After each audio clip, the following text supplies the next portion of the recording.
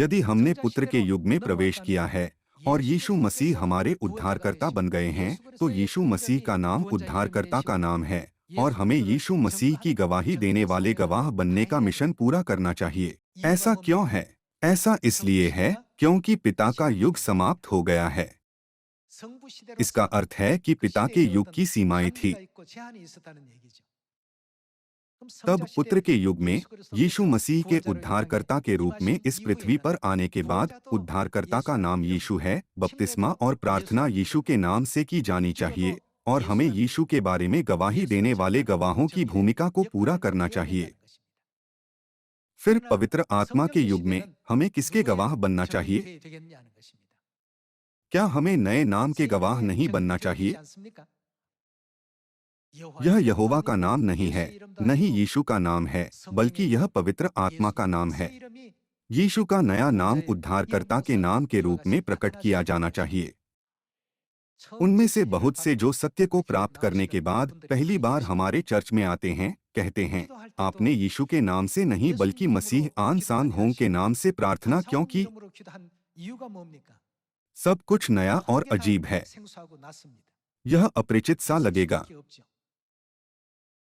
पुत्र के युग में क्या यहूदी यीशु को स्वीकार करने में असफल नहीं हुए और अंततः उन्हें क्रूस पर नहीं चढ़ाया? उन्होंने कहा, यहोवा को छोड़ कोई उद्धारकर्ता नहीं। इस प्रकार क्या वे यीशु नाम के साथ आए उद्धारकर्ता पर विश्वास कर सकते थे? यूहन्ना अध्याय 10 आयत 30 में यीशु कहते हैं, मैं और पिता एक हैं, मैं परमेश्वर हूँ। परिणाम स्वरूप उन्होंने यीशु पर पथराव करने की कोशिश की। उनके कार्यों की कल्पना कीजिए इस युग में आपके विपरीत, जब उन्होंने पत्थरों को उठाया और यीशु को पत्थर मारने की कोशिश की। बहुत से लोग ऐसा कहते हैं, उन्होंने उस समय ऐसा क्यों किया?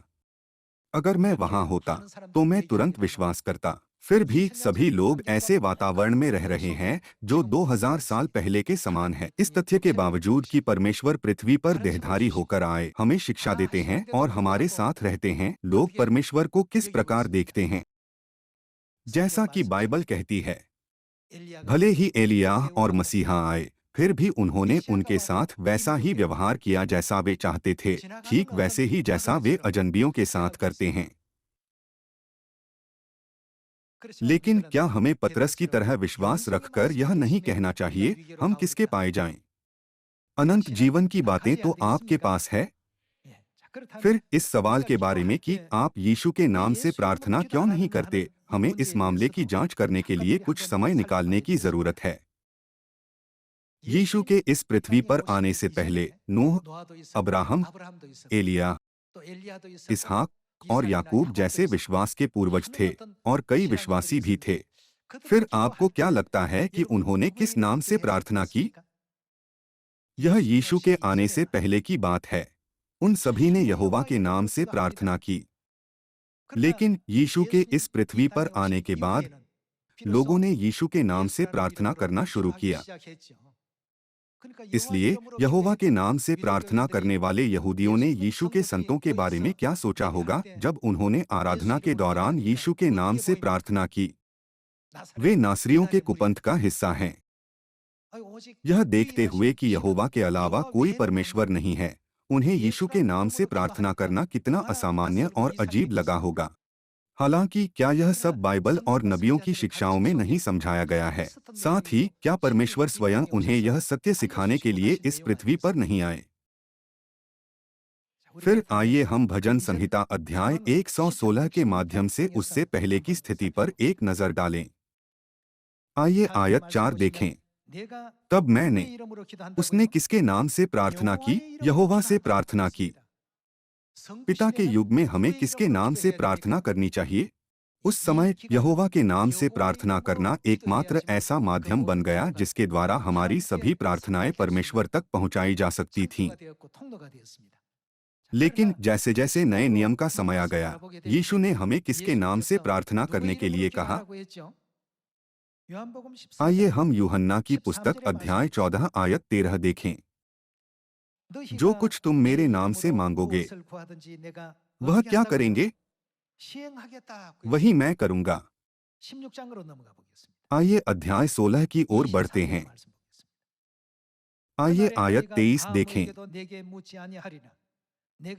उस दिन तुम मुझसे कुछ न पूछोगे। मैं तुमसे सच सच कहता हूँ, यदि पिता से कुछ भी मांगोगे तो वह मेरे नाम से तुम्हें देगा। अब तक तुमने मेरे नाम से कुछ नहीं मांगा, मांगो तो पाओगे ताकि तुम्हारा आनंद पूरा हो जाए।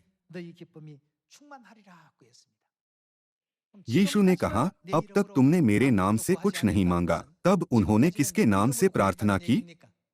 उन्होंने यहोवा के नाम से परमेश्वर से आत्मिक अनुग्रह और आशीषें मांगी थीं। लेकिन उन्होंने उनसे क्या कहा कि अब से उन्हें क्या करना चाहिए? उन्होंने उनसे कहा कि वे सब कुछ यीशु के नाम से मांगें। यह वही बात है जिसे पिता के युग और पुत्र के युग में अंतर करने के लिए संदर्भ बिंदु के रूप में इस्तेमाल किया जा सकता है।